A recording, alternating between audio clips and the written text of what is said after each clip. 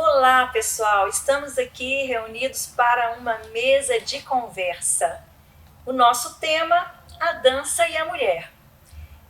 Dentro do contexto da vida cristã, o nosso objetivo hoje é estar conversando aqui sobre a temática da mulher e a dança. Para isso, nós convidamos a nossa querida Amanda, psicóloga Amanda, e a nossa pesquisadora em dança no contexto da mulher. Depois a Elaine vai explicar um pouco melhor sobre a pesquisa dela. Lembrando que nós estamos aqui em pleno tempo de isolamento social, mas cumprindo todos os protocolos necessários, né? Chegamos aqui de máscara, usamos o nosso álcool gel, o cenário já estava pronto com as devidas distâncias, e quando a gente terminar, nós vamos sair daqui, colocar nossa máscara e seguir em diante. Então, continue se cuidando também. Bom, pessoal, a dança e a mulher no contexto da vida cristã. Nós sabemos que no contexto cristão há uma inserção, tanto numa abordagem do feminino, de quem é a mulher, e nos últimos anos a dança dentro do cenário da igreja, na liturgia, nos atos proféticos. E a gente achou interessante trazer essa temática para a gente conversar com a nossa psicóloga Amanda e a nossa pesquisadora Elaine. Mas eu gostaria que, em primeiro lugar, elas falassem um pouco da trajetória delas. Então, Amanda, como que é o seu encontro com a dança? Como que a dança chega na sua vida? Conta para nós, e qual foi o seu encontro, como foi o seu encontro com Jesus? E terceiro, como é que você faz essa conexão sobre um olhar da psicologia? Bom, meu encontro com a dança começou bem cedo. Eu estava na transição da infância para a adolescência e foi exatamente no contexto da igreja, né? E na época era mais restrito, né? Algumas expressões de dança, mas eu começo ali por volta dos 11 anos. Eu sou filha de pessoas que, como se dizem, berço cristão, é muito falado isso, né? Desde bebê, então, meus pais frequentam a igreja, professam Cristo, mas chegou uma época que eu entendi que eu precisava ter este encontro, eu mesma reconhecê-lo. E aí, aos 8 anos de idade, eu tenho esse encontro. Eu sinto que é o momento mesmo, né? De confessar publicamente, e sempre foi uma relação muito bonita de amor e amizade com Cristo, sabe? Sempre conversei com ele como meu melhor amigo e segue até o dia de hoje. Foi a força até para me fazer viver as dificuldades, né, que eu já enfrentei aí na vida, mas sempre esse amigo muito presente. E aí foi um momento muito marcante, especial. Eu me recordo, apesar da pouca idade, eu me recordo muito bem o dia desse encontro, né? E através da perspectiva da psicologia, eu entendo que a dança, ela auxilia muito, porque todas as abordagens da psicologia, ela ajuda o indivíduo, né, a se conectar consigo mesmo, a desenvolver o autoconceito, né, e é muito importante para a mulher também ter o próprio conceito, se conhecer, e sair, às vezes, de senso comum ou de pensamentos errados a respeito da mulher, no sentido de diminuí-la, de reduzi-la. A psicologia ajuda a ampliar isso, e a dança ajuda a expressar, né? A dança, enquanto linguagem, ajuda a mulher também a se expressar. E aí faz um casamento muito bom da arte com a terapia. Eu, antes de ser psicóloga, também estudei teatro, né? E hoje eu atuo como psicóloga clínica e como arte educadora na área de teatro. Então tudo casa muito bem, sabe? Porque o ser humano é um ser integral, complexo, e ele pode se expressar através das artes. E aí é uma ferramenta a mais, né, na psicologia. Então, nesse sentido da mulher conseguir se expressar, esse encontro consigo mesmo, a dança também auxilia nisso, né? Eu já vi relatos de pessoas que fizeram aulas de dança comigo, de como que elas se sentiram mais confiantes enquanto pessoas, como através ali da dança, da prática da dança, do desafio que às vezes é de se expor, elas conseguiram se libertar de muitas amarras sociais, muitas amarras assim, de se desafiar mesmo enquanto pessoa, né? Questão de vencer receios, a timidez, a questão da timidez, a gente trabalha muito tanto na arte de educação quanto na arte terapia, e a dança auxilia isso, essa expressão, o desafiar a si mesmo, ir rompendo limites, então tudo acaba fazendo um casamento muito bonito, sabe? E aí eu vejo muita importância da prática, da atividade física, né? Porque nós somos um ser integrado. Eu trabalho com uma abordagem que é chamada terapia cognitivo-comportamental, que é a TCC, né? E é uma abordagem dentro da psicologia que trabalha o papel do processamento cognitivo, do pensamento, como que o pensamento, a forma de ver o mundo, a vida, o futuro, influencia na emoção, nos comportamentos, né? O fundador dessa terapia, que é Aaron Beck, ele começou através dos estudos dele lá em 1960, quando ele conseguiu ver essa relação.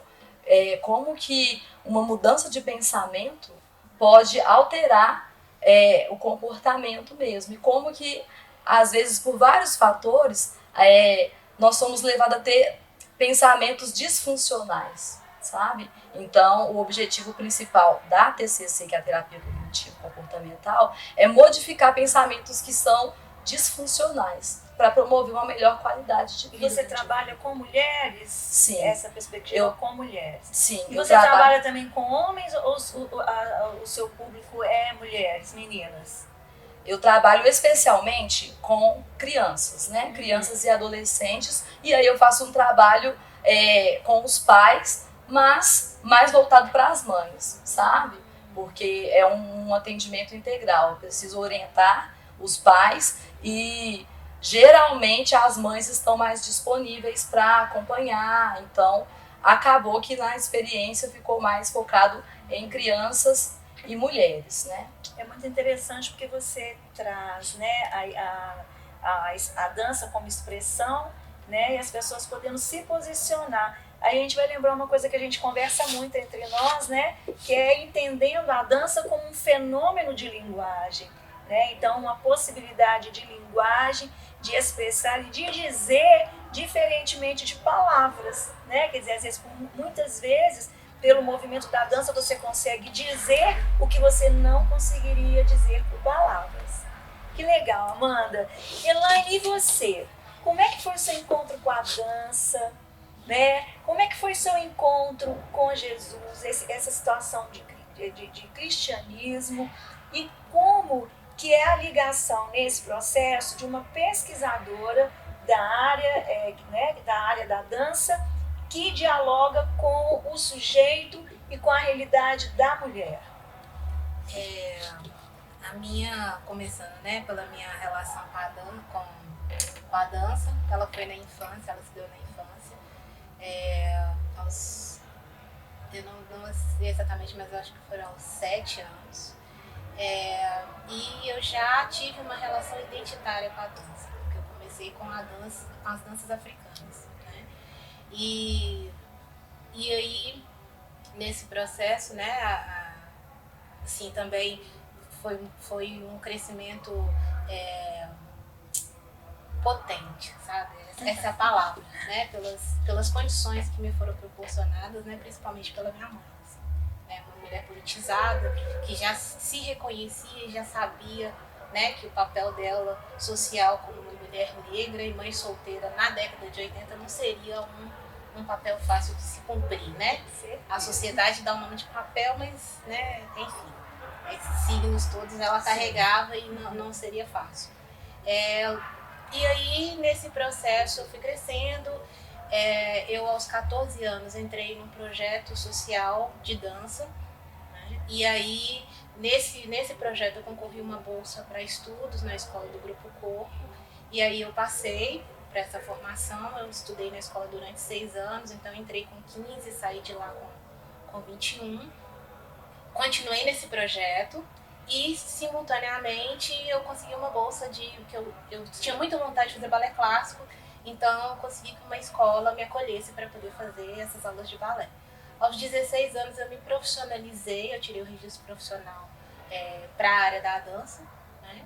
E fui crescendo, e aí comecei a trabalhar em companhias, fui fazer turnê, fui rodar Brasil, dançava tanto com companhias, mas sozinha também, né? Fazia os meus trabalhos solos, não só em Minas Gerais, mas andei muito pelo país. Isso depois da maioridade, né? Mas antes também já viajava, mas com acompanhamento. E aos 24 anos, 23 para 24 anos, eu estava na companhia, estava numa tristeza profunda, que eu já não estava mais feliz em continuar dançando da forma com que estava sendo, né, o processo. E foi montar um espetáculo e chegou uma das cantoras e o diretor pediu para que ela dançasse, né? Só que aí, nesse processo vai, vem, eu não sabia, ela tinha se convertido há um ano anterior e Deus já tinha falado com ela para ela aceitar o trabalho que viesse, porque ela teria que falar dele para uma pessoa que estava lá.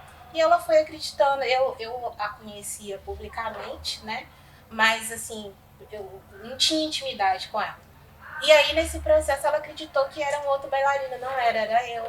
Sim, depois, muitos anos depois, que ela foi me contar, falou, tô te contando isso porque você vai entender isso agora, né? E aí, só que 2 anos antes eu já tinha tido uma visão de Cristo e eu não tinha entendido o que era. Né? Então, nesse processo aí, levaram uns 2 anos e tal, e aí a minha conversão foi muito doida, assim, foi dentro de um carro, porque eu não queria converter, e ela falou comigo assim, a única coisa que eu posso te dar é Jesus, e ela ficava na minha cola. Falou, mas eu não quero nem você, nem Jesus, né? Me dá um tempo. Ela não, porque ela entendeu que ela tinha que falar comigo. E eu já estava em processo de sair. Então ela ficou desesperada. Aí ela trancou as portas do carro e falou, olha, aceita Jesus? Falei, se você me deixar em paz, eu aceito ele. Aí ela falou comigo assim, beleza, eu não falo mais, mas se você fizer oração comigo aqui, de aceitar Jesus, eu não falo mais nada pra você. E aí eu fiz a oração, e aí fui modificando. Uma semana depois eu tava com pensamentos, né, de eu mesmo ceifar minha vida e tal, esse processo, e aí eu comecei a pensar, falei, uai, não tô mais afim de fazer isso, não tô mais afim de fazer aquilo. E comecei a ter visões, comecei a ter muitas coisas que eu não conseguia identificar o que era. E aí comecei a ir pra palavra, comecei a ler e tal, né? E esse foi assim, foi a forma, né, mais simples de contar como é que foi o meu encontro assim, com ele. E a partir daí, quando eu me encontrei, eu achava que tudo que eu fazia antes, porque eu sou bailarina há mais de 2 décadas, né? Então, assim, eu acreditava que tudo que eu fazia antes estava errado. Que tudo que eu tinha feito, né? E não era por Cristo, é pela doutrina que me fazia pensar que estava errado. E aí, quando eu li que todos os povos o reconheceriam, né? E que ele era o caminho, a verdade e a vida, falei, olha, eu estava com uma relação, né, com uma outra crença, falei, eu não vou ler a palavra segundo essa crença. Se ele é o caminho, a verdade e a vida e eu tenho a tradução da Bíblia, eu vou ler. Né? E eu comecei o meu processo com ele. Então, assim, foi um processo que não foi fácil. Hoje eu entendo que ele queria me ligar somente a ele. E não a nenhuma instituição, e não a nenhuma igreja, porque tudo o que aconteceu e tudo o que acontece colabora para que mesmo na dificuldade eu não deixe de crer nele. E eu sei que aquele é ele, e eu tive os meus encontros, as minhas conversas com ele, e é isso mesmo. Ele é o único caminho, a verdade e a vida. Né? Ele é o caminho para chegar ao Pai, né? A redenção que eu creio nela. Então, assim, esse foi meu processo. Eu fiquei 5 anos com esse pensamento negativo de que tudo que eu fazia não era, né, não era louvável, né? E aí, Até que um dia eu estava num culto, né? E fui. Eu pisquei, eu já estava lá na frente dançando. E já tinha 5 anos quando eu entrava em teatro, eu não queria dançar. E a minha líder, a líder da igreja lá, acabou que foi ela.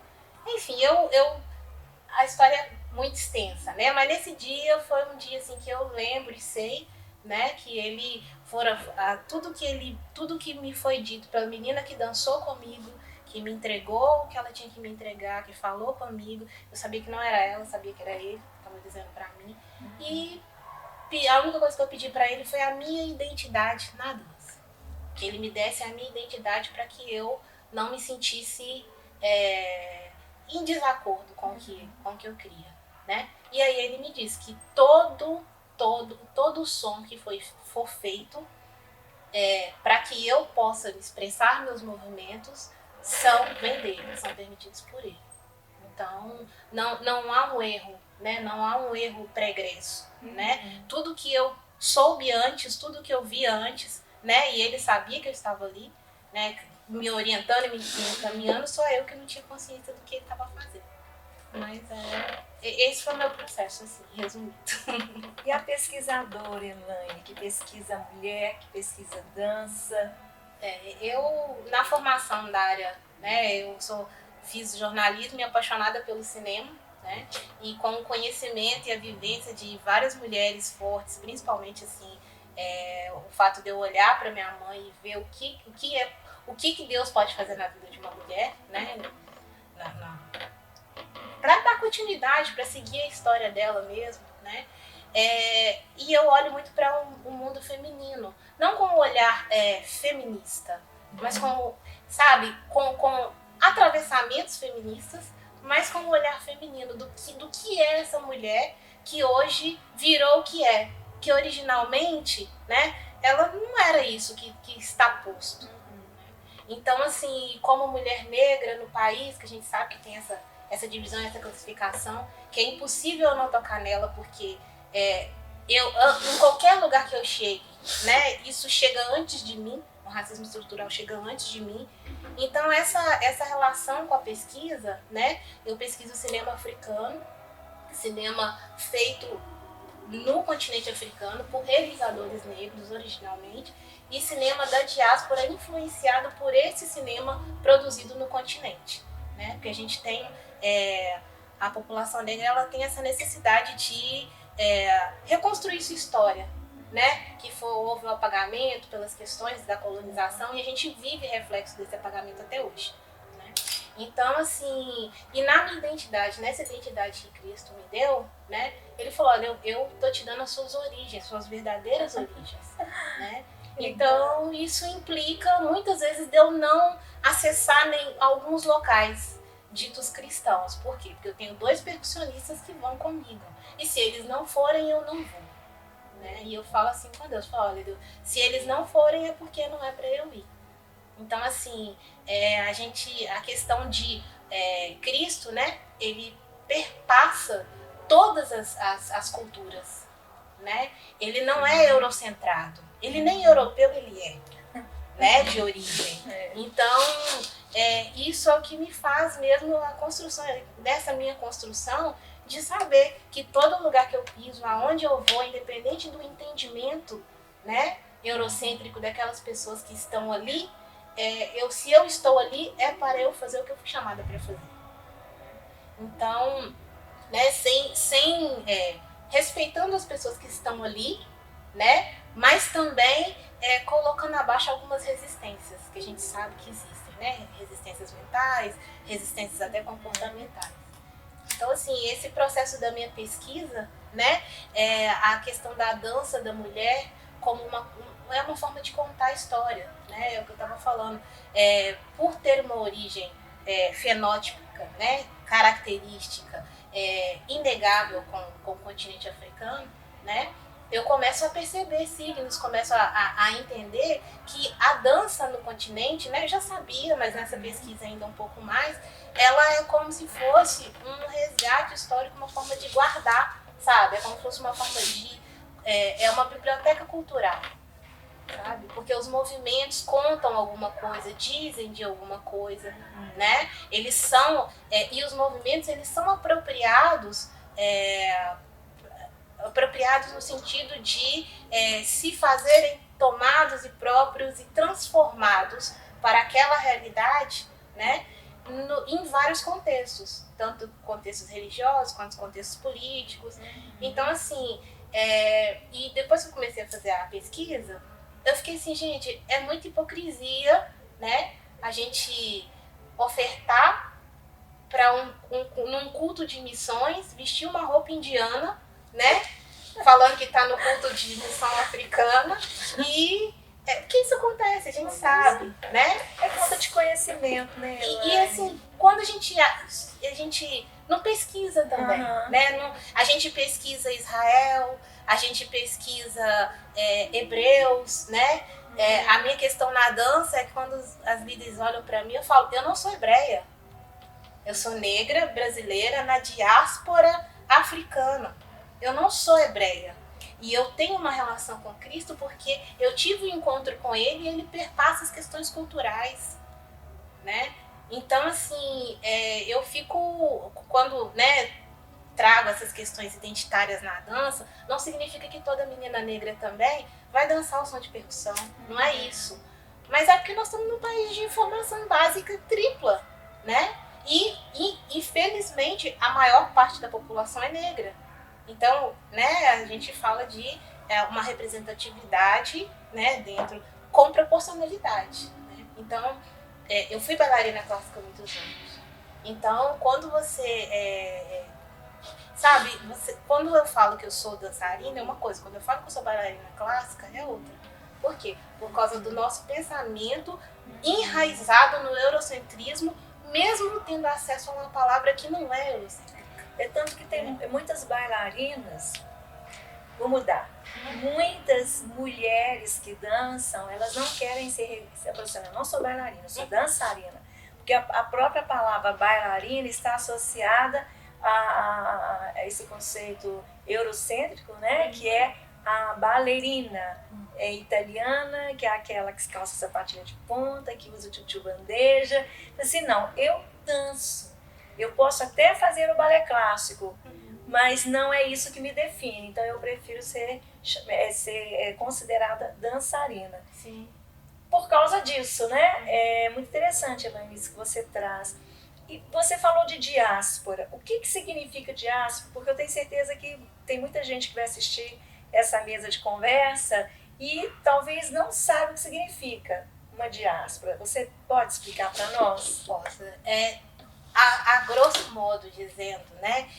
A gente chama, ultimamente a academia tem chamado de diaspóricos, né? Que é o nome dado à pessoa, por exemplo, como eu e a Amanda, evidentemente, né? Você também, mas evidentemente mais eu e a Amanda somos reconhecidas como mulheres negras, né? A população negra originária da África, né? E aí o que acontece?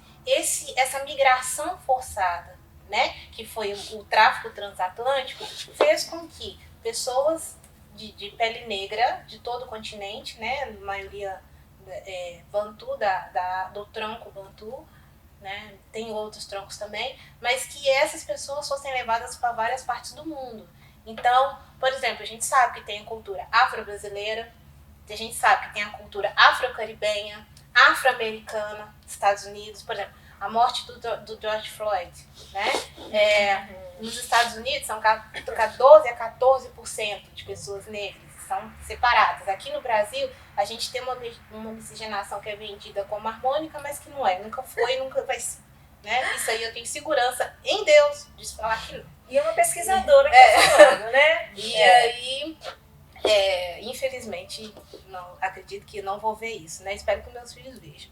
E aí o que acontece? A diáspora são todas essas pessoas que não estão no continente de origem, mas que além do fenótipo se reconhece como originárias daquele continente. Então existe mais de uma diáspora, e eu estou falando da diáspora negra, né? Então a diáspora negra no Brasil tem uma característica. Por quê? Porque a conformação do país tem uma história particular. A diáspora negra no Caribe tem uma outra conformação, mas tem uma coisa que é unânime em toda a diáspora, né? O racismo estrutural, que ele perpassa, porque ele é fruto do engenhoso pensamento colonizador, né, de enraizar o racismo para que não houvesse ascensão daquelas pessoas dominadas. Então, é um trabalho muito inteligente psicológico. Então, tem coisas no dia a dia da gente que a gente deixa de fazer. Então, por exemplo, assim, tô no lugar e nós estamos falando de dança, né? Tem gente que não faz a minha oficina, porque não, isso não é sagrado, isso não é legal, isso não é de Deus. Mas por que não é de Deus? Porque é desvalorizado. Tudo que é relacionado à questão negra, né, ele é subjugado. Ou então associado com os cultos pagãos africanos, né? Considerados, né? Vou dizer assim, os considerados pagãos como candomblé, outras coisas que dentro desse conceito do cristianismo, do cristão, não condiz com a cultura que Deus estabeleceu para nós, porque são cultos a espíritos, né, a entidades e tal. É muito complexo, né, Elaine? Eu não penso como tão complexo, Isabel, porque eu penso o seguinte, são crenças, sabe? São crenças, são encontros. E aí, eu acredito que é muito complicado você dizer ao outro que o encontro dele não tá certo. Entende? Se ele quiser te ouvir para fazer esse confronto, esse julgamento, eu creio sim. E aí ele me pergunta e eu digo o que eu encontrei e o que eu achei. Só que o que a gente, o que eu penso assim, que em todas as nossas práticas precisa ter tomado um cuidado, né? Vou dar o exemplo de uma situação que aconteceu, um testemunho muito antigo, assim, de uma situação que foi um missionário foi aos povos do Xingu. E ele chegou lá querendo que as pessoas vestissem e trocassem, vestissem a roupa que ele tá. E aí a líder virou e falou, olha, eu tive encontro com Cristo. Ele queria que ela tirasse o colar dela também. Ela falou, olha, eu tive encontro com Cristo. Só que o meu encontro com Cristo foi enquanto uma mulher indígena, enquanto uma mulher que organiza essa sociedade. Eu não vou tirar o meu colar. Me traga Cristo que o resto a gente se vira. Então, assim, nesse contexto de entendimento, sabe? Eu não ouso nem a trazer asserções sobre outras crenças. Mas é porque o que a gente está trazendo à luz aqui, que é bem interessante da gente pensar, que a gente lida com muitos preconceitos, né? Sim. E que esses preconceitos, eles são historicamente, culturalmente construídos, né? Sim. Você dá esse exemplo aí, eu falo isso, muito baseado também numa experiência que a gente teve quando a gente foi gravar, por exemplo, na época do Diante do Trono, nós fomos gravar o CD aí na Bahia, né? Sim. E lá tem a tradição dos tambores, tudo, e a Anne entendeu que seria interessante ter os tambores. E eu montei uma coreografia toda inspirada em movimentos, né, de dança, não é dança afro, porque para falar que você está fazendo a dança afro é outra conversa, mas a gente se inspirou em movimentos de guerra, Sim. né? E foi muito impactante o testemunho que a gente teve de outras pessoas que se reconheceram naquele movimento. Sim. E a gente não fez o movimento de dança afro, mas as pessoas reconheceram o movimento de guerra. E eu me lembro que participou daquela gravação um grupo de tocadores de tambores, né? Percussionistas. E depois a gente conversando com eles e tudo, e muitas pessoas tiveram um pouco de... Mas você tem certeza com a Ana que você vai colocar isso mesmo? Porque tambor não é um negócio da igreja, não é uma coisa de Deus. Mas quem disse que não é de Deus? Então, naquela época a gente trouxe a discussão, foi muito impactante. E eu me lembro que o líder, né, dessa banda de percussionistas, ele contou um caso, né, que ele estava na praia, a equipe fazendo evangelismo, tocando os tambores, e uma pessoa chegou, começou a fotografar, né? E perguntou de que terreiro que ele era. E aí ele respondeu, falou assim, olha, nem todos os tambores que tocam na Bahia, né, tocam a Espírita. Ele citou, né, as entidades. Nós tocamos para o grande Rei Jesus. Então, assim, são várias histórias que nos mostram, né, o trabalho em relação à diáspora. Eu gosto muito desse termo, diáspora, porque quando a gente pensa que nós viemos, né, como raça humana, como humanos que somos, seres humanos, homens e mulheres, e nós somos cristãos e a gente crê em Gênesis, né? Então, lá em Gênesis capítulo 1 e o 2, vai falar que o homem e a mulher estavam ali no jardim, né? E não havia superioridade entre um e o outro, havia funções muito definidas biblicamente nessa cultura que Deus estabeleceu para nós. E aí o masculino e o feminino dentro de uma arquitetura de Deus, cada um na sua função, que não era melhor nem pior, mas todos ali tinham um papel fundamental que a gente vai entender na Bíblia, que eles eram mordomos, né? De cuidar um do outro, cuidar daquela cultura, dar nomes para as coisas, e na viração do dia, o homem e a mulher, Adão e Eva, iam encontrar com Deus. E a gente sabe que nesse processo de Gênesis há a queda, né? A ruptura. Então eu penso assim que o que a gente está vivendo hoje, né, depois da morte de Jesus na cruz, é uma grande diáspora, né?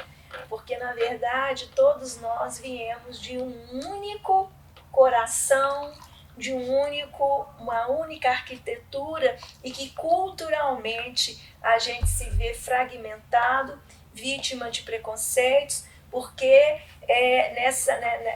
nessa condição de vítimas, que eu entendo nós como homens, né, dessa articulação, dessa queda.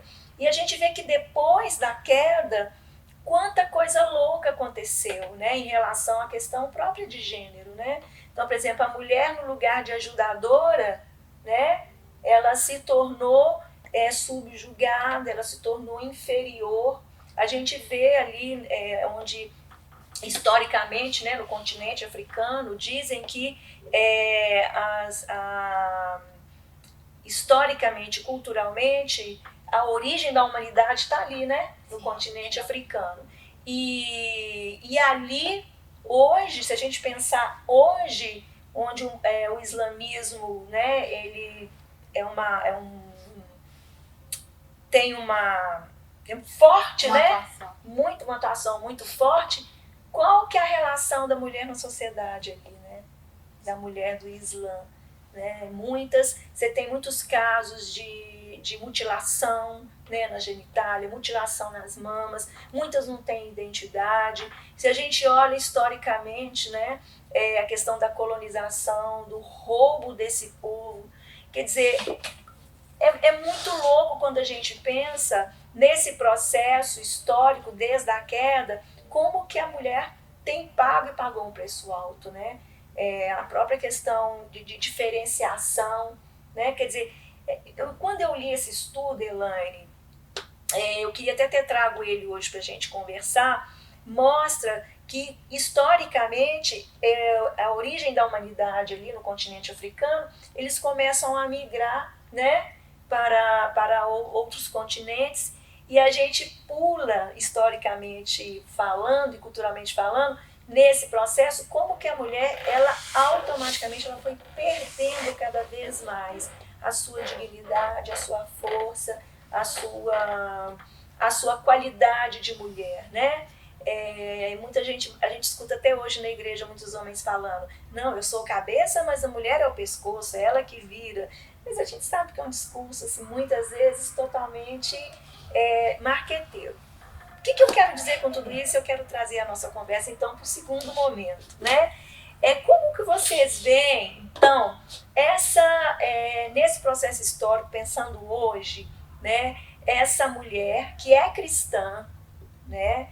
Eu acho que o cristianismo ele nos coloca nesse lugar da diáspora, né? Não sei se a Elaine concorda. No lugar da diáspora, quando a gente pensa que a gente está voltando para casa, né? tentando articular uma cultura primeira que Deus gerou para nós, onde a mulher não é diferente do homem, assim como ela não é, a mulher negra não é diferente da mulher branca, nem da mulher amarela, nem não há distinção de raça, porque a palavra nos ensina que Deus não faz acepção de pessoas, né? Gostaria que vocês comentassem conosco, né, com quem está nos ouvindo, sob o ponto de vista da pesquisadora, do ponto de vista da psicóloga, esse processo de empoderamento feminino da mulher cristã e da mulher que dança, né? Bom, a mulher, né, no contexto assim cristão, sempre é ensinada daquela que tem a missão de cuidar, né, de administrar o lar e tudo, e realmente a mulher tem uma tendência maior para a multitarefa, né? Hoje me vejo como filha, como noiva, como professora de teatro, como terapeuta, né? São vários papéis e pela Constituição mesmo, neurológica, a mulher tem uma tendência mais do conjunto do grupo no funcionamento, né? Cerebral, a atividade cerebral da mulher se difere do homem, no sentido de que o homem é mais focal, né? Nós temos 2 hemisférios no nosso cérebro e as ligações dos homens são entre o mesmo hemisfério, é como se fosse uma ligação assim mais direta. O hemisfério As mulheres direito são se de ligam. Marte, os homens são de Júpiter. Existe esse pensamento, né? E hemisfério esquerdo com o próprio esquerdo. E o funcionamento da mulher faz essa transição, né? O homem seria um caminho, né, vertical, reto, e a mulher funciona em transição, né? E aí tem muitas pesquisas que apontam diferenças, funcionamentos diferentes, mas não perda em qualidade, em potencialidade, né? E aí às vezes, infelizmente, é difundido, a mulher é inferior ao homem em capacidade. Não, é diferente, ela tem potencialidade mais para o estar em conjunto, para a comunicação, né? Através das palavras, ela tem mais facilidade disso. Em relação aos sentidos, o homem é focado, ele capta as informações mais através do sentido da visão, é mais focado na visão. E a mulher capta olfato, paladar, todos os outros sentidos têm a mesma importância que a visão, né, também. E aí vemos que há uma diferença de tamanho, por exemplo, do cérebro feminino para o masculino, é menor. Mas isso não está atribuído à menor capacidade de inteligência, mas apenas à constituição física mesmo, do homem ter uma massa muscular maior, né? Então, a essência como fomos criados, Deus nos criou para viver exatamente como a Abel já trouxe, em harmonia, né? Não é uma disputa, não é um maior, melhor do que o outro, mas se complementam. Mas são conceitos muito arraigados culturalmente, né? Porque eu lembro que eu estudei na época do doutorado sobre o conceito de visage francês, né? Quer dizer, você tem uma série de comportamentos que eles estudaram e falam, então a mulher é assim e o homem é assim. E a gente vê como o impacto disso que isso tem sobre a nossa cultura, né? Que é muito ocidental, o Brasil, né? Esse olhar sobre a mulher, mas estereotipado, né? Quer dizer, então porque ela tem o cérebro menor, ela é menos dotada, ela é menos inteligente. Amanda, como que você vê isso, esse impacto desses conceitos sobre a mulher cristã, nesse conceito da igreja, no conceito da cultura do cristianismo? É um impacto muito forte, porque desde meninas são criadas algumas, a gente chama, né, de crenças básicas que podem acarretar em adoecimento emocional mesmo, sabe? E aí a gente até trabalha na psicoterapia com a mudança de algumas crenças básicas porque foram influenciadas com esses pensamentos, sabe? A menina recebe desde muito pequena ideias distorcidas, fora da realidade, de que é menor, de que sempre tem que se submeter e que tem que ficar quieto, o direito é só do homem. Isso traz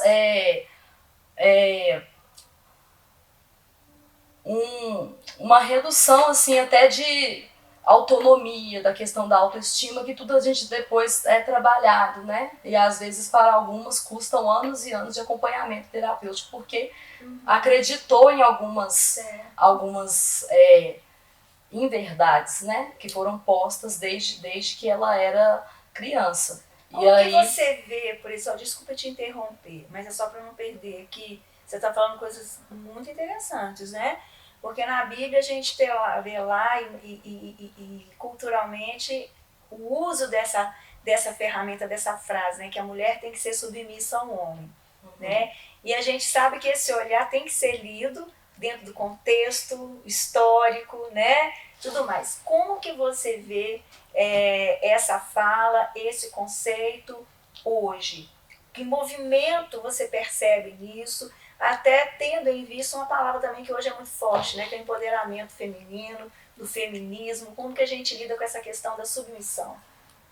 Então, hoje com essas questões de se ouvir falar mais sobre o empoderamento, desperta nas pessoas interesse de pesquisar mais, de tentar tentar entender algumas coisas, né? A gente não está no ideal ainda, mas hoje a reflexão sobre vários temas ela é mais instigada do que anteriormente. Antes tudo já tinha algumas verdades ali tidas como absolutas, né? Hoje, com o avanço até do acesso à informação e também com algo negativo, né, que a gente chama as tais fake news, hoje as pessoas já estão caminhando ainda, né? A gente ainda tem muito que evoluir nisso, mas no sentido da investigação, do pesquisar a fonte, será que é isso mesmo? Sabe? E aí eu tenho trabalho de arte e educação, então a gente pega as crianças de agora, né? Elas já questionam mais, entendeu? Já não, menina, tem que aceitar isso. Não, mas por que eu tenho que aceitar esse pensamento, né, de questionar e tudo, tá mais difundido. Eu tenho uma experiência de liberdade, sim, porque eu fui criada num contexto de uma igreja que era bem restritiva para a mulher, né? E aí depois eu fiz uma transição para um outro contexto onde havia mais liberdade, mas eu ainda tinha aquelas amarras, né? Aquelas amarras. E aí, através do contato com a dança, fui me libertando, algumas coisas ia fazer. E eu lembro de uma professora muito querida que dizia: não é errado, é o seu corpo, pode sentir, é seu, Deus te deu algumas coisas. Não, acho que aqui não pode. Então a dança traz uma liberdade, sabe? E aí cada um vai encontrando também a sua dança. A gente tem essa experiência, eu tive, né, pessoalmente, na dança experimental, que cada um vai construindo os seus caminhos, né? Cada um vai imprimindo o seu estilo. Então, a dança foi me trazendo uma liberdade. Será que eu estou fazendo é o certo, é errado?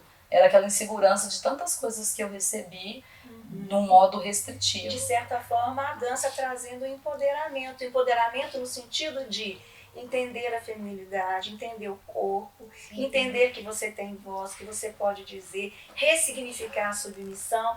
E é interessante que é uma reverberação de uma discussão que não é só para a mulher, mas é o homem também discutindo, ressignificando quem é essa mulher, quem é a sua esposa, quem é sua filha, sua irmã, e reestruturando o próprio ser cristão, né, Elaine? Porque a gente vem de uma construção muito judaico-cristã, né?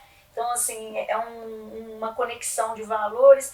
Por exemplo, eu aceitei Jesus hoje, né? Eu estou sendo inserida, né, com a conversão. O batismo é ser inserido em, né?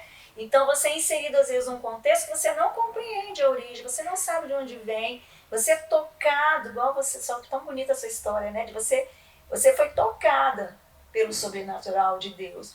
Mas aí o processo de reconhecer, mas então, quem é Jesus? O que significa isso? Que cultura é essa? E não é uma coisa fácil, né, gente? É muito complexo, porque a gente se vê inserido numa situação, numa cultura, no status quo, que é construído culturalmente, tem influências, N influências.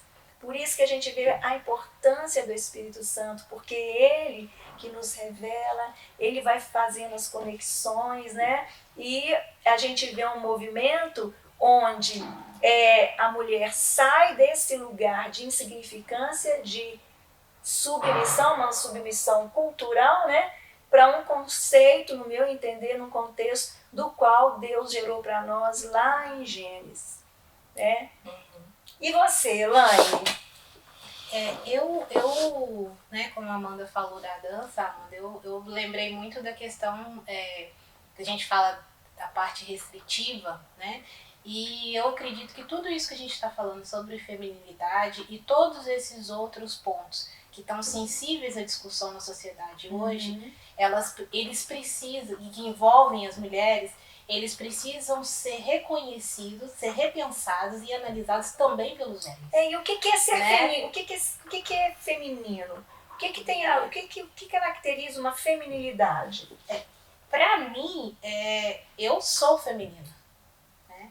Mas tem muitas pessoas que me olham e dizem que eu não sou feminina, só que é o ponto de referência de feminilidade delas. Que para mim é um ponto de referência que ele é atrasado, mais uma vez, eurocêntrico, mais uma vez, passado pela questão do racismo estrutural, né? Porque eu não tenho nada tranquilo, tá, mano? Mas, por exemplo, uma cor que eu não gosto de usar, rosa, sabe?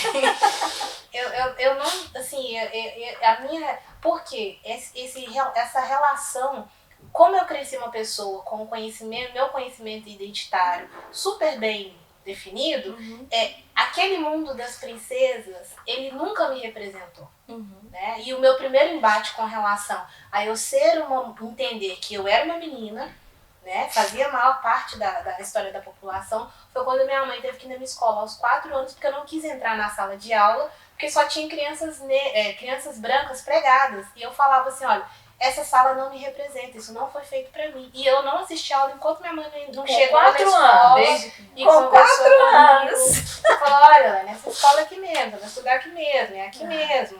Entendeu? Então, assim, mas já tinha um trabalho de valorização. Né? Eu nunca deixei que ninguém me dissesse que eu era feia, ou que eu era menos feminina, ou que eu era mais feminina. E quem disse que rosa é o significado feminino? Né? A uma minha construção histórica, cultural eurocêntrica. Então, assim, eu não tenho que estar, né? Naturalmente, por exemplo, uma das coisas que eu nunca lembro de ter pedido foi nada com relação à casa, né? Porque esse cuidado da casa, essa gestão da casa, não que eu desvalorize, mas não é algo que, enquanto mulher, eu me reconheço naquela... me dedicando àquilo, né? Que é uma coisa que é colocada também. Então, assim, eu acredito que esse meu contexto de entendimento de feminilidade, ele se dá no choque do conhecimento de onde eu vim, né? Da apropriação e entendimento de onde eu vim. E lá, né, eu pude ver, né, a forma com que as que ainda residem no continente, lá, né, lá no Senegal, eu pude ver que existe sim uma lida com a casa, existe sim um cuidado com a família, mas ele é de uma outra forma, sabe? Ele é de uma forma comunitária, sabe? Ele é de uma forma, ele não é de uma forma isolada, né? E, por exemplo, tem situações e tem questões, né, no continente que ele é historicamente um continente de coordenação feminina, né? Grandes reinos que tinham no período pré-colonial e muito antes da chegada do Islã tinham questões de coordenação feminina, eram matriarcais. Né? Então tem decisões que são feitas pelas mulheres e elas consultam os homens também. Então existe, sabe, em alguns lugares ainda existe essa questão identitária de a mulher estar junto e a mulher estar participando, estar ali trocando. né? Diferente desse papel relegado. E quando eu vou para a dança, uma das coisas que mais me fez sofrer, Amanda, foi aquela questão. Você não pode fazer movimentos sensuais, você não pode trazer como é que fala? Você não pode chamar a atenção do irmão. Isso era dito pra mim, né? Você não pode chamar, você não pode provocar, você não pode sensualizar. E aí o homem fica naquele papel dele de jogar a responsabilidade dessa relação toda para a mulher que está ali, né? Então, por exemplo, assim, a mulher tem que se guardar, a mulher é essa restrição que ela vai afunilando, e eu percebi que quando eu voltei a dançar e deixei com que essas coisas começassem, eu vi que eu estava começando a perder a identidade da minha dança. Eu falei, não, sabe? E aí por isso que eu falo da questão da importância do olhar masculino também no pensamento e na reavaliação disso tudo, né? E aí entendendo que isso, você falou que nós somos, eu não posso negar que eu fui criada no Ocidente, sabe, Isabel? Eu não tenho como negar que eu sou uma mulher negra brasileira, né? Com um status quo de estudo, mas ainda uma mulher pobre, né? E que hoje mora na periferia da cidade. Isso são questões, e aí, mas eu não estou me fazendo de coitada, são questões que eu preciso vencer, né? Até para eu congregar num lugar que eu vou ter que atravessar a cidade, passar por situações de raça, entendeu? Então isso são coisas do dia a dia, né? Do meu dia a dia feminino, de mulher negra nesse lugar. Então, assim, na dança também, que eu não consigo separar, sabe, Amanda? Eu não consigo separar. Não existe a Elaine dançando, existe a Elaine. Não existe a Elaine jornalista, existe a Elaine. Não existe a Elaine assistente de direção quando eu tô trabalhando numa equipe de cinema. Existe a Elaine, sabe? Eu sou, igual você falou, da Constituição, eu sou esse ser, né, que encontrou a Cristo e que perpassa em todos os lugares e que tenta seguir o que realmente ele deixou escrito, inspirou outras pessoas deixarem escrito, para que a gente pudesse seguir de uma maneira melhor.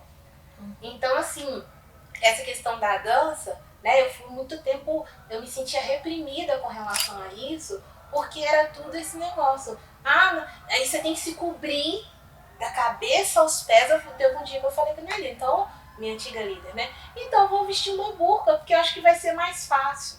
Aí Deus vê minha dança, ninguém vê, porque não tem como, né? Pra mim, chegou um tempo que eu absorvi isso com a mulher, que estar com essa blusa aqui era algo condenável, porque estava mostrando meu ombro, sabe? E isso são questões culturais, sabe? A gente tem que, né, dependendo de onde você está, você se adapta a algumas questões culturais. A gente consegue empatia, mas eu não consigo viver como uma mulher senegalesa, né? Porque eu sou de diáspora, de origem negra, mas eu estou no Brasil, criada num outro contexto. Então, assim, isso tudo, sabe? Você ser feminina na dança, muitas vezes, eu era colocada como menos feminina porque eu não tinha aquele cabelo grande, preto, das hebreias que passa na novela do Canal 2, sabe? E eu falei com as meninas, eu falei, olha, é o que tem pra hoje. E foi o que Deus te deu como material para dançar. Meu corpo está aqui não para você, mas é para ele. Se você acha que dá, beleza. Se você acha que não dá, acerta com ele depois, tô indo embora.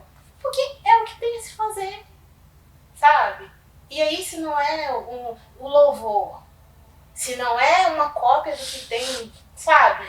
Ou estadunidense ou europeia, não é. Gente, a nossa base de formação populacional é negra, indígena e europeia.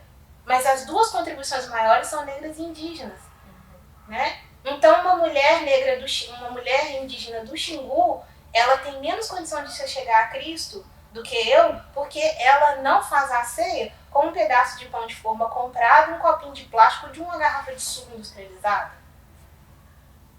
Sabe? Então, assim, me sentir mulher nesse processo é me sentir livre. Por quê? Porque eu vejo as conversas de Jesus com as mulheres, sabe? Eu vejo ele falando com as mulheres. E eu não aceito menos que isso, sabe? Eu não posso aceitar menos que isso no processo, porque senão eu vou estar desqualificando e regredindo e fazendo um retorno de tudo que ele me diz que eu sou. Sabe? Então, assim, e existem, quando eu falo um pouco da questão do cuidado da casa, né? Tem gente que fica assim, nossa, mas, né? Não, minha casa é arrumadíssima, limpa, eu, né, arrumo tudo. A questão é, eu não me dedico 100% àquilo e não deixo de ser mulher por não fazer isso. E não deixo de ser feminina por não fazer isso. Né? Eu não tenho que usar uma moda cristã, que é uma saia midi, para eu ser uma mulher cristã. Porque nós somos um país diverso. Né? Então, a gente pode tirar da Bíblia a palavra que a parte que a gente tem entendimento de que nós somos seres, a imagem e semelhança dele. E que Deus é e que ele é múltiplo. As manifestações dele é múltipla. Se a gente não consegue se relacionar com uma manifestação cultural que é a base da formação da população do país. Há uma visão muito reducionista, né, da mulher, que é aquela que cria os filhos, cuida da casa e ponto. Enquanto criança, até ouvia muito dessas ideias e me incomodava um pouco.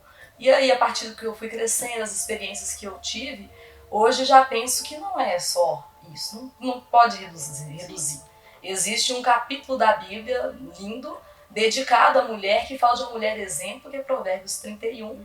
E aí, quando a gente para poder analisar, capítulo, versículo a versículo, tem características dessa mulher segundo o que Deus deixou, sabe? Sim. E ali eu pude estudar um pouco mais profundamente, não é só isso. Aquela mulher, ela era trabalhadora, ela era disciplinada, ela tinha servas à disposição dela, mas ela se levantava cedo, ela gerenciava, era alguém que gerenciava. Ela saía para comprar as propriedades. Sim, ela fazia, ela negociava. Negócios, então, isso foi trazendo uma liberdade. Peraí, ela faz isso tudo e é o exemplo que Deus deixou, porque ela é a mulher virtuosa e é comparada com a das pedras mais raras e caras do mundo, né? Este valor também quebra aquela ideia de menos valor da mulher. E uma ideia também muito, muito triste, né? Muito errada, de que a palavra de Deus é machista.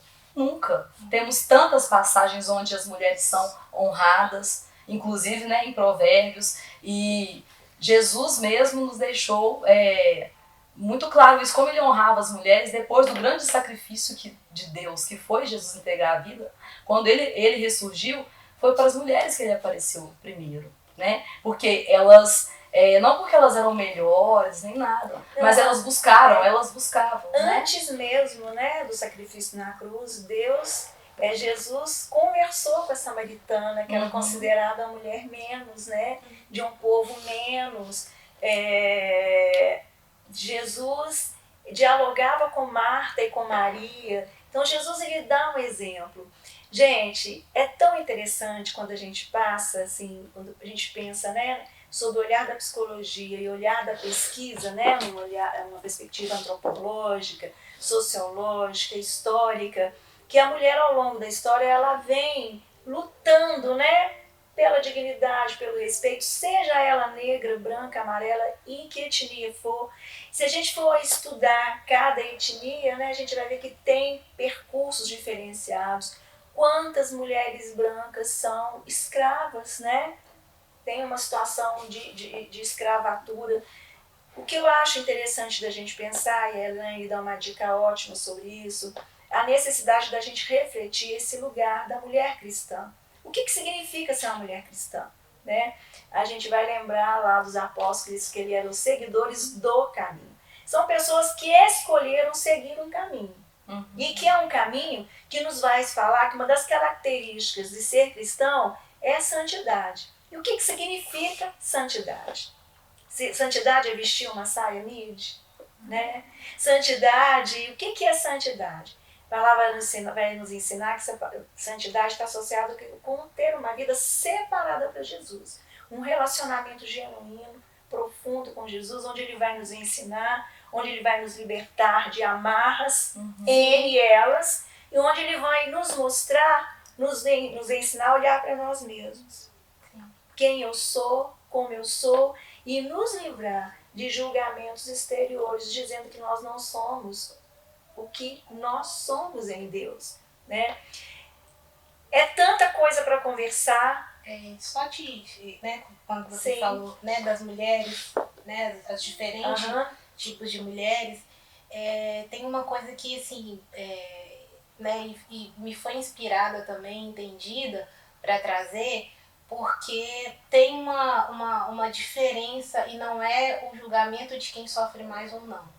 Mas é uma coisa que é percebida não só pela questão da pesquisa, não só pelas produções, né, de conteúdo, mas também no nosso meio, que a gente sabe, né, que todas as mulheres, todos nós estamos, são escadas, né, é uma escada, né, então a gente entende a questão do homem ali numa situação de, né, um pouco mais elevada, aí você tem um recorte do homem negro ali um pouco mais abaixo, que passa por essas questões, né, aí você vai ter do homem negro e as outras, e outras etnias também já tá no outro degrau, né, a gente vai pegar a questão da mulher branca que tá abaixo, né, ela tá ali abaixo, uma pirâmide, uma pirâmide, né? Só que a mulher negra, né, ela ainda tá para trás, que a gente falou de feminismo, né, enquanto as feministas não negras lutavam pelo voto, a gente lutava por questões de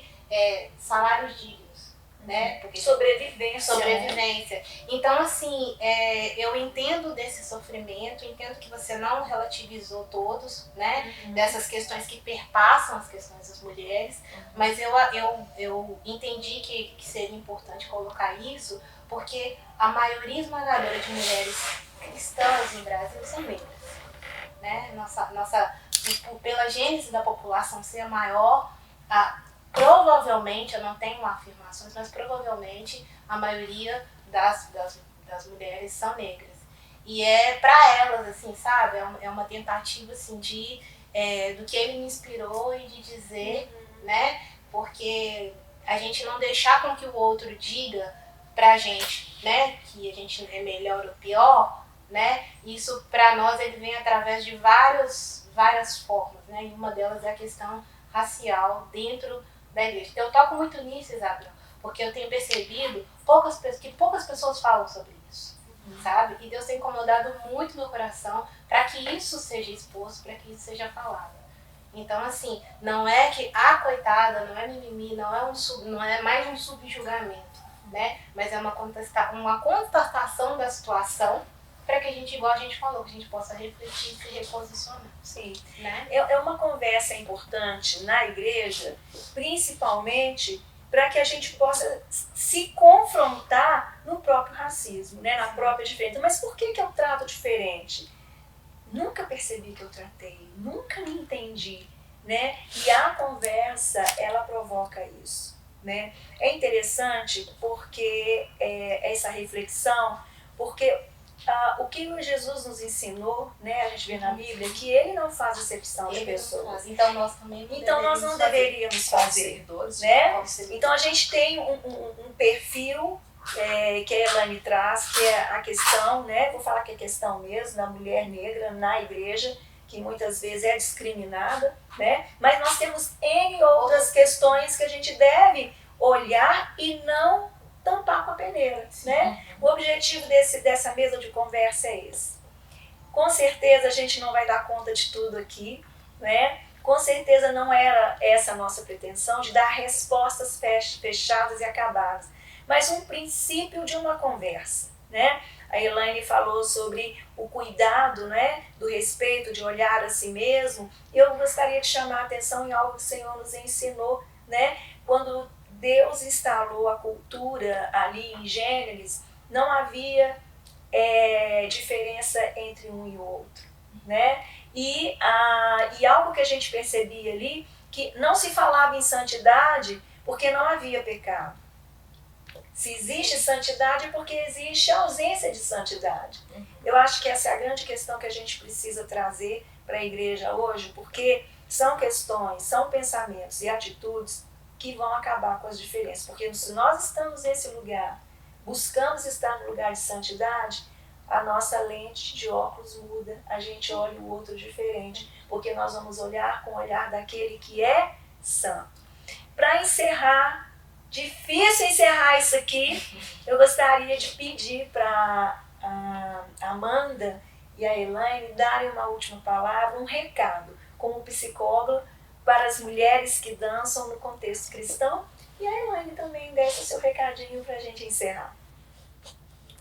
Bom, queria agradecer, né, a atenção de vocês e trazer essa reflexão mesmo. Dança é liberdade, né? A mulher pode sim ser esse ser múltiplo, ser mãe, esposa, funcionária, filha. E muitas pessoas perguntam como conciliar tantas atividades com a dança, como que você consegue? Com o trabalho, com né? o trabalho, tantas funções, a gente tem essa capacidade. Existe algo muito importante que a gente vê exemplos na palavra de Deus, inclusive em Provérbios 31, que é a mulher, ela pode alcançar tudo isso através da disciplina, né? Se eu tenho disciplina, eu consigo sim dar conta, né, de realizar, de me envolver. Não é necessário mudar uma chave. Agora é a Amanda. O que é disciplina? Só para o pessoal entender. Disciplina disciplina? Se organizar mesmo, né? De ter um compromisso e saber separar prioridades, né? Não é só ter um plano, eu tenho um plano. É o fazer mesmo, sabe? Não ficar esperando uma força de outro externa ou uma vontade de vir. Existem algumas coisas que a gente precisa levantar e fazer de fato, né? Mas é importante ter a disciplina, o compromisso mesmo, de assumir as suas responsabilidades. Esse tempo que a gente tem vivido de pandemia, com a questão do isolamento social, especialmente no começo, onde as atividades foram reduzidas, quase que encerradas, as atividades externas, né, ao lar, nos trouxe uma reflexão em questão do tempo, né? Antes era muito falado, eu não tenho tempo para isso, não tenho tempo para aquilo. E muitas pessoas não conseguiram ainda atingir suas metas, né, realizar as atividades, mesmo tendo mais tempo. Isso nos prova que faltou foi a disciplina, um compromisso que você assume, né, diário de ter suas prioridades. E é a organização mesmo, né? Você deixa tudo muito solto, a gente precisa planejar. Aí realmente eu vou me embolar em todos esses papéis e não vou conseguir exercer. Mas se eu tenho essa organização, eu penso em prioridades, eu consigo sim dar conta, né? E quem nos orienta, que nos dá direção para todas essas coisas é o próprio Deus, através do Espírito Santo, né? E ele está disponível para nos orientar sempre, né? Às vezes falta sabedoria, não sei como fazer aquilo. O Senhor diz que Ele nos dá a sabedoria deliberadamente, né? É só mesmo reconhecer e buscar no Senhor. E é isso, entender que a santidade, a santificação é um processo contínuo, né? A gente sempre está dentro desse processo. A vida é processual, né? E é isso. Muito bom. E você, Elaine? Eu, assim, né? Minha última palavra hoje, né? Eu falo demais. Por enquanto. Por enquanto, né? Nós vamos fazer outras conversas. Tá provado que a gente precisa conversar mais. Tá aprovado mesmo. E aí, assim, uma coisa, né, que eu compartilho, assim, com todas as mulheres mesmo que dançam e que o Senhor chamou para que dançassem mesmo, para que se expressassem, para que utilizassem seu corpo, né, de alguma forma. Não tenha medo, sabe?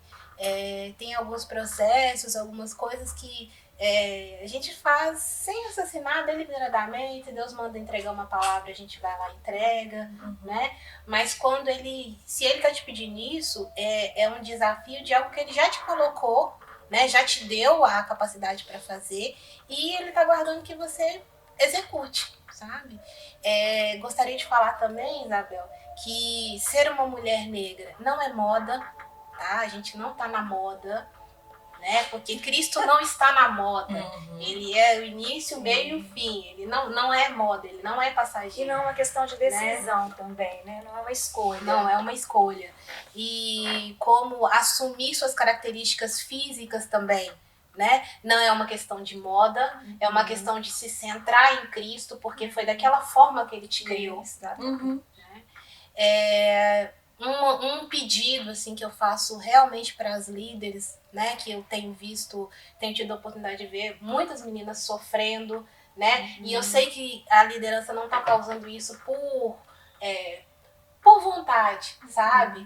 Mas rever essa questão identitária das mulheres negras, das meninas, das jovens negras que estão dentro dos grupos, porque tem muitas jovens que têm sofrido por acreditar que não estão à altura do que visivelmente agrada a Deus. E isso não tem fundamento, sabe? Isso não é fundamentado, isso não tem como ser fundamentado. Então, assim, as lideranças entenderem, sabe? A questão do diálogo com outras crenças também, sabe, Isabel? A gente dialogar com pessoas de outras crenças não nos transforma se a gente tem certeza do que a gente é.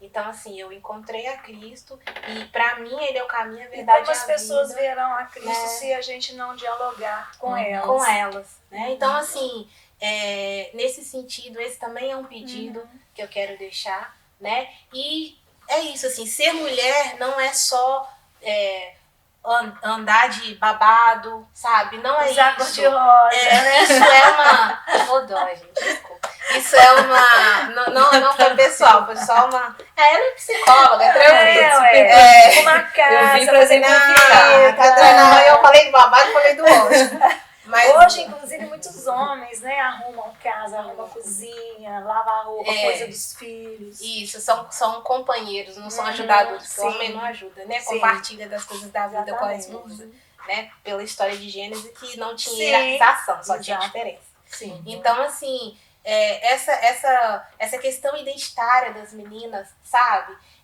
Eu acredito que as líderes precisam olhar para isso, porque muitas das vezes a liderança fica perdida e copiando coisas na internet que não são, sabe? O meu pedido é esse, assim, que haja oração, que haja busca da própria identidade. É uma palavra que eu sou apaixonada por ela, porque desde quando ele selou a minha, eu vivo assim, sabe? Entendendo muito, né? Porque ele mostra tudo, mas quando ele vai mostrando, eu venho entendendo muito do que ele me permitiu estar aqui para fazer. Então, assim, os líderes pensarem nas identidades dessas meninas e essas meninas também, né? Começarem a buscar entender a própria identidade na dança e orar para que isso aconteça, na dança e na luta. Gente, a gente tem que pôr um fim nessa conversa, é difícil demais. Vamos combinar assim, nós vamos fazer uma pausa. Tá. E enquanto a gente entra em pausa, a gente quer dizer para vocês, vamos deixar o leão da tribo de Judá, o Cristo das nossas vidas se manifestar, que nós possamos viver o extraordinário diariamente. Lembrando que se há o extraordinário é porque há o ordinário. E o Senhor nos chama para viver esse sobrenatural. Nós vamos dar uma pausa e a gente continua essa conversa numa outra oportunidade. Amanda, muito obrigada. Elaine, muito obrigada. Obrigada a você e a gente continua juntos. Extraordinário.